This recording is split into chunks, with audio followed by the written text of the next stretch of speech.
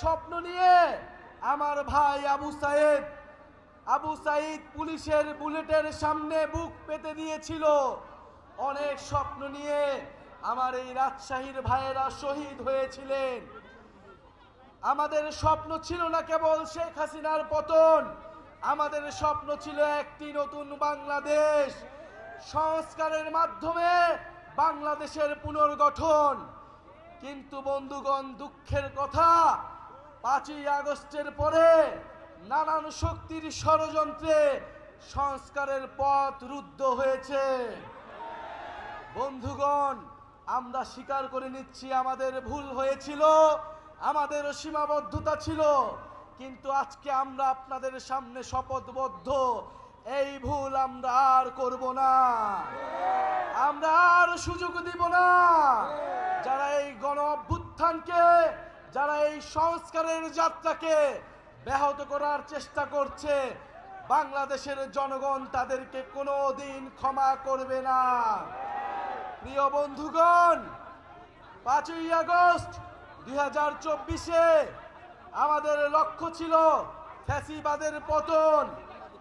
এবার আমাদের লক্ষ্য হচ্ছে বাংলাদেশের পুনর্গঠন। প্রিয় বন্ধুগণ, 5ই আগস্ট আমাদের লক্ষ্য ছিল গণভবন, এবার আমাদের লক্ষ্য হচ্ছে জাতীয় সংসদ ভবন।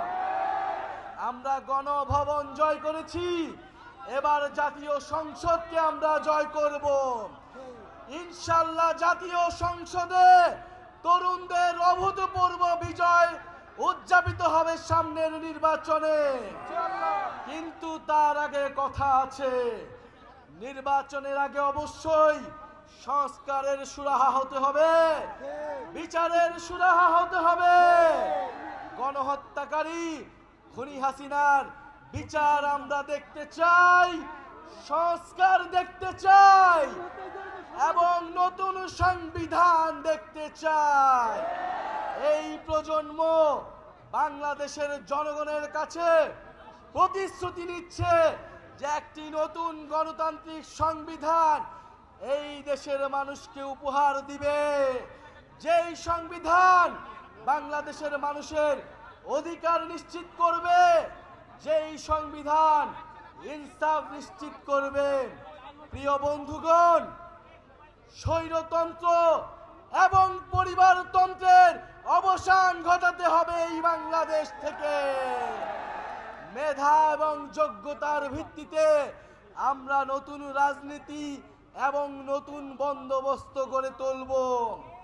প্রিয় বন্ধুগণ, যারা জুলাইকে সংবিধানে জায়গা দিতে চায় না, যারা জুলাইকে কোনো আইনি কাঠামোতে জায়গা দিতে চায় না, তারা মুজিববাদের ফেরার রাস্তা তৈরি করতে চায়।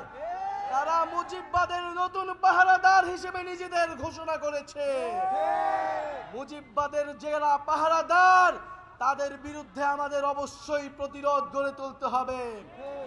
প্রিয় সংগ্রামী বন্ধুগণ, এই রাজশাহী নগরকে, এই রাজশাহী জেলাকে আমরা আবার পুনর্গঠন করতে চাই। এই বরেন্দ্র অঞ্চলের হারানো ঐতিহ্যকে ফিরে আনতে চাই। রাজশাহীতে কর্মসংস্থান থাকবে, রাজশাহীতে শিক্ষা থাকবে, রাজশাহীতে চিকিৎসা থাকবে, রাজশাহীতে শিল্পের বিকাশ ঘটাতে হবে। উন্নয়ন মানে কেবল ঢাকার উন্নয়ন নয়, উন্নয়নের বিকেন্দ্রীকরণ করতে হবে, ক্ষমতার বিকেন্দ্রীকরণ করতে হবে। এটার জন্যই সংস্কার, এটার জন্যই আমাদের নতুন দেশ, এটার জন্যই জুলাই পদযাত্রা। বন্ধুগণ, আমরা আজকে বিদায় নিব। আমাদের এই জুলাই পদযাত্রার বার্তা নতুন দেশ গঠনের বার্তা, দুর্নীতিমুক্ত বাংলাদেশের বার্তা, বৈষম্যহীন ইনসাফ ভিত্তিক বাংলাদেশের বার্তা। আপনারা বাংলাদেশের প্রতিটি গ্রামে গ্রামে, বাসায় বাসায় পৌঁছে দিবেন।